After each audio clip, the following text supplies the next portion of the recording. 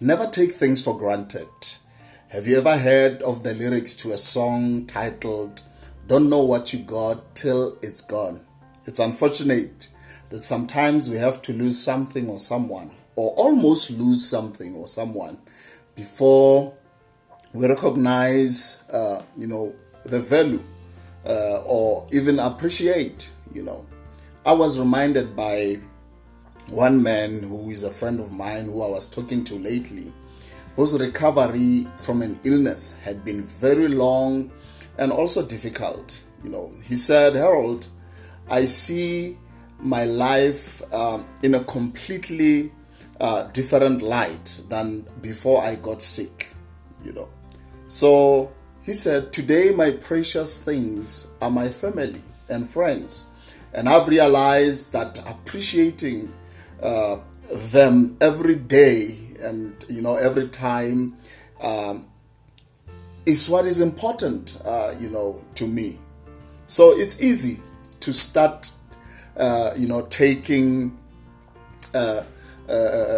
things and people for granted, things that cannot, and people that cannot be replaced in your life. We live in a great country, with houses, that have running water, electricity, and every, convenience. We have places to work, we have places to worship, we have stores, of all kinds. Whatever we need is basically, on our fingertips.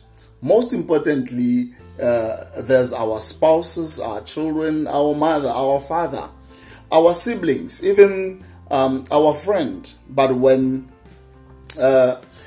we start to forget the precious gift, they really are, in our lives, we start neglecting them. We face challenges at our jobs, and in our homes, things go wrong, and we start complaining about having to go to a job, or having to make dinner, or to clean the house, or having to help someone or help a friend.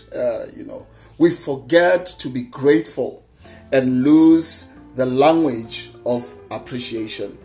Now, when we read in the book of Deuteronomy, chapter 10, it talks about God was taking the Israelites, or the children of Israel, into the promised land, and describing all the gifts, he was freely giving them. And I can quote, "I'm giving you houses filled with great treasure, vineyards, you didn't plant, and fields you did not plow." But then he wanted to warn them, he says, "Don't take them for granted. Don't forget who gave it to you. Honor me in it." We all should be remembering the gifts and the abundance in our lives through appreciation. Don't start complaining about the present hardships. Yes, we are facing challenges. We are facing setbacks. We are facing, painful situations, things that are not easy.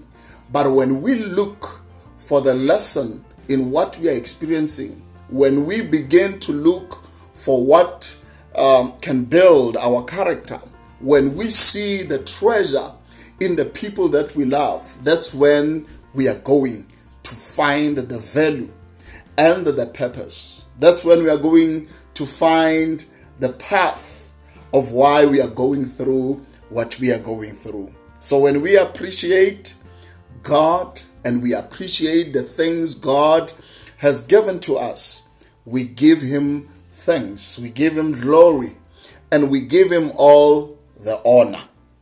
Appreciation is a language we need to learn, and gratitude that honors God